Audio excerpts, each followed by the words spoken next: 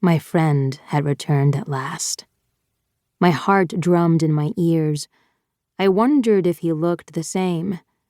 We'd still been pups the last time I saw him, only 13 years old. Full moons were the only time his father, King Nero, permitted him to visit us here. And only ever as a wolf. It was too risky any other way. For if anyone discovered a gold wolf in this village, the news would surely spread to Samhain. I glanced up again to see if I could spy a rook spying back on me. When no birds caught my eye, I cleared the forest with a swift leap. My bare feet slapped against the dusty cobbles as I raced toward the throng of well-wishers. It was with a sense of mischievous contentment that I knew I would be watching the world through their human eyes one last time, pretending to be just another among them. My lungs panted sweet air as I pushed my legs faster. I rushed past broken carts and bags of spoiled grain, my hair whipping behind me as I steered toward the main road. I skirted down a shortcut and heard the crowd roar. I turned my head toward the sound, not watching up ahead, and slammed into an unyielding object. My feet slid out from under me as I bounced off what I realized was a cloaked figure. Arms wheeling, I braced myself for the hard thump onto the stone when two powerful hands grabbed me mid-air and hoisted me back to my feet.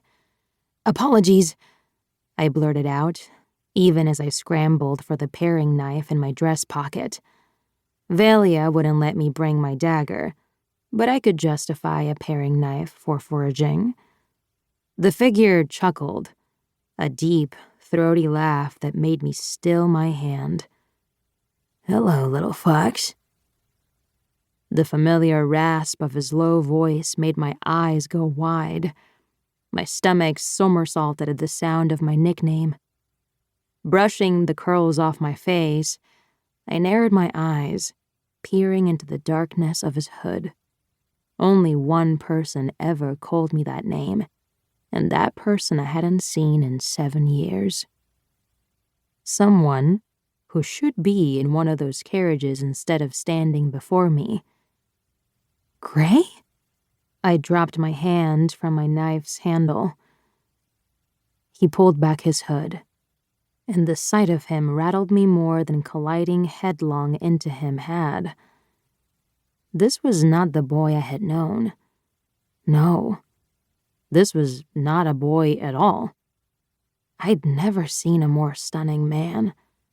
He had classic Damrian features, obsidian hair pulled to a small knot at the crown of his head, golden brown skin, and hooded umber eyes.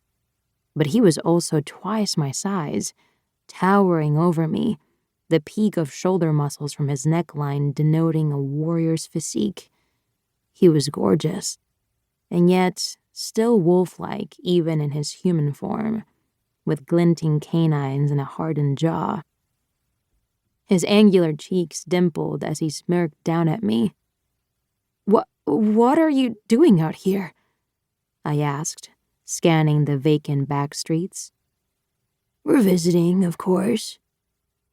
"I mean, what are you doing here, in this alley?" I said. His grin widened. "I wanted to see the village where you grew up, without being noticed." His voice was an octave lower than since last I'd heard it. "Maybe a bit too unnoticeable, seeing as you ran straight into me." That voice. Gods help me. His wolf voice had spoken into my mind during his visits, but we had been 13 then. Hearing it now was distracting. "Briar and Velia are waiting at the cabin for you," I whispered. It was all I could think to say as my gaze hooked on his face. Dumbstruck. How was it possible this is what Grae looked like? His dark eyes twinkled, making the hairs on my arms stand on end. "Walk with me?" My lips parted.